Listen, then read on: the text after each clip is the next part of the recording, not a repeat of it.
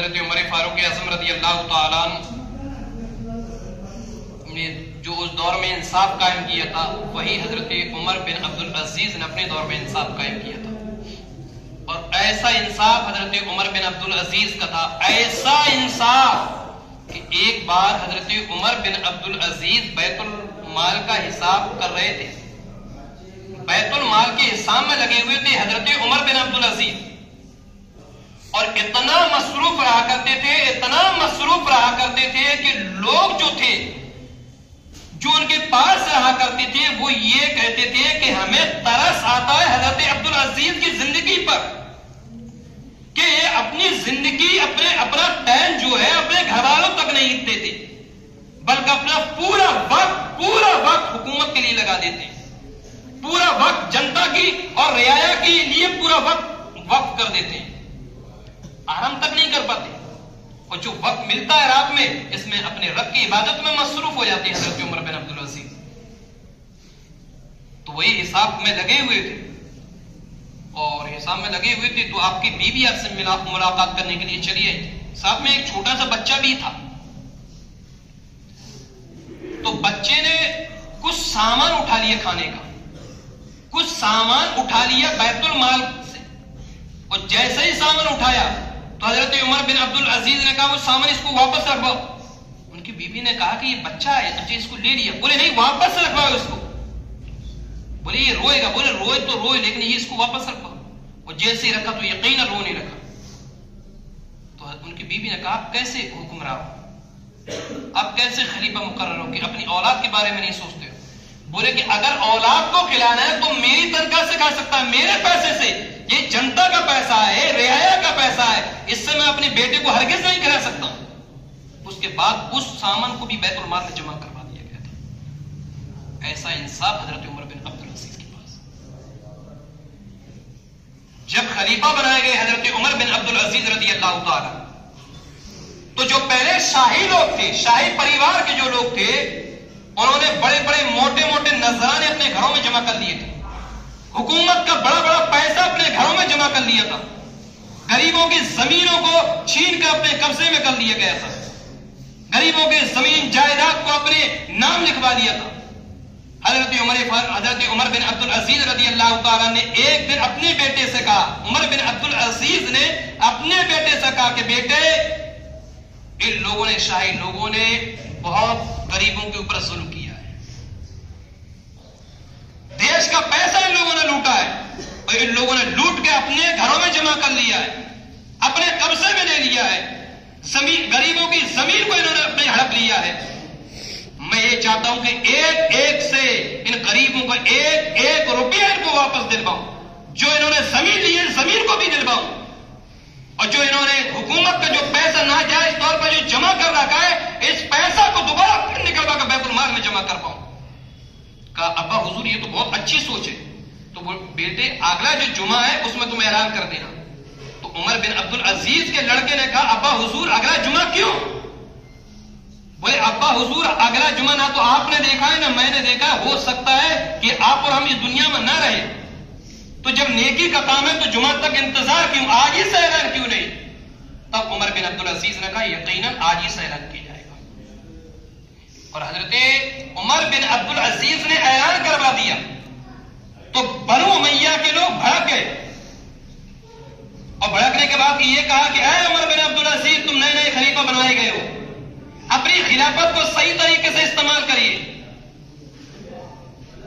اور جو پیسہ آپ سوچ رہے ہیں, جو دولت آپ سوچ رہے ہیں کہ واپس دلوا دیں, تو واپس تب آپ دلواؤ گے جب ہمارے سر ہمارے جسم سے الگ ہوں گے.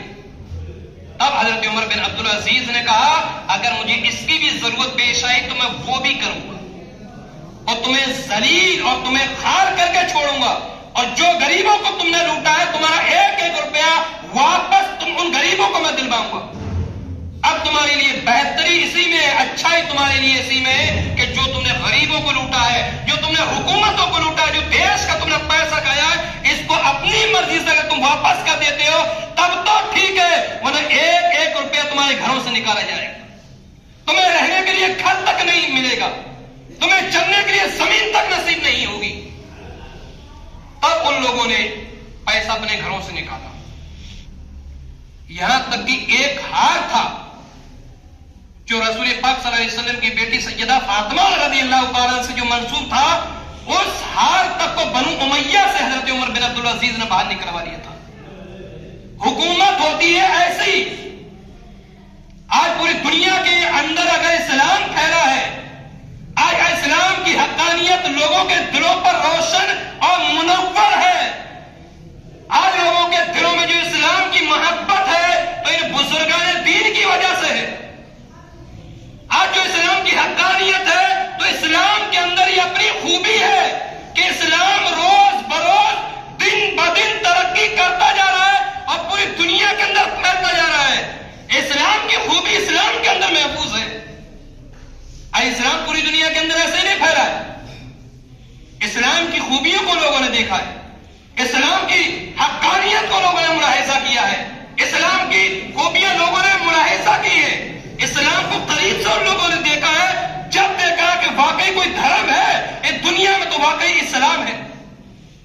उमर बिन अब्दुल अजीज रज़ियल्लाहु ताला का ऐलान था कि बैतुल माल से जो भी पैसा जमा हो रहा है उसमें समाज मत देखो, उसमें गरीब मत देखो, उसमें अमीर मत देखो, जिसको भी जरूरत हो, जिसको भी जरूरत हो उसको उसका हक दिलाओ। तब गवर्नरों ने कहा था कि ऐ उमर बिन अब्दुल अजीज, अगर ये बैतुल माल का जो पैसा तकसीम होगा, अगर ये अनाज तकसीम किया जाएगा तो यहां तो गरीब भी लग रहे हैं, लाइन में अमीर भी लग रहे हैं, तो हमें कैसा पता पड़ेगा गरीब कौन है अमीर कौन है? तब उमर बिन अब्दुल अजीज ने कहा था कि लाइन में जो भी लग जाए, जो भी तुमसे मांगे, जो भी हाथ फैला दे उसे दे दो। लेकिन आज की हुकूमतें ये अपना पेट भर रही है, आज की हुकूमतें अपने बारे में सोचती है, आज की हुकूमतें अपनी औलाद के बारे में सोचती है, आज की हुकूमतें अपने ऐश आराम के लिए सोचती है। ना तो ये देश के बारे में सोचते और न देशवासियों के बारे में सोचते। अजीज़ान मोहतरम, इसीलिए ये अपनी जिंदगी के अंदर हर एक इंसान फ्लॉप होता है। पूरी दुनिया का मुलाहिजा कर ले, 5 साल हुकूमत के लिए आते हैं, चले जाते हैं, 5 साल हुकूमत के लिए आते हैं, हर 4 साल प्रचार होता है, हर साल रुपया तकसीम होता है।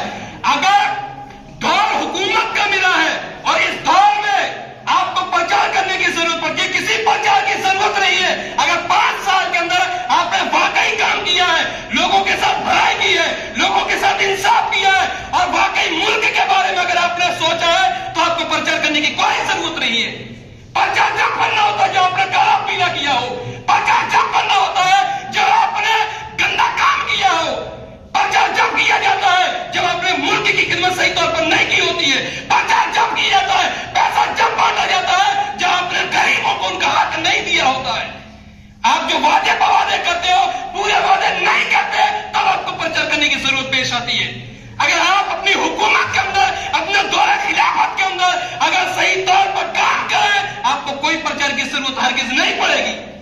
आपको 5 साल नहीं बल्कि 50 साल भी देश से कोई हटा नहीं सकता। अगर आपने इंसाफ किया है, अगर इंसाफ वाकई काम किया है, आपको कोई नहीं हटा सकता। और ना इंसाफी की है तो 5 साल में आपको हाथ धोकर जाना पड़ेगा।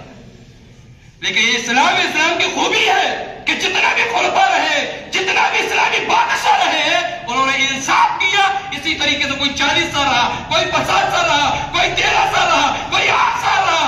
ये इनकी खूबी है कि जब तक इंतकाल नहीं हो जाता दूसरा खलीफा नहीं बनता था, इसलिए इंसाफ काम करते थे।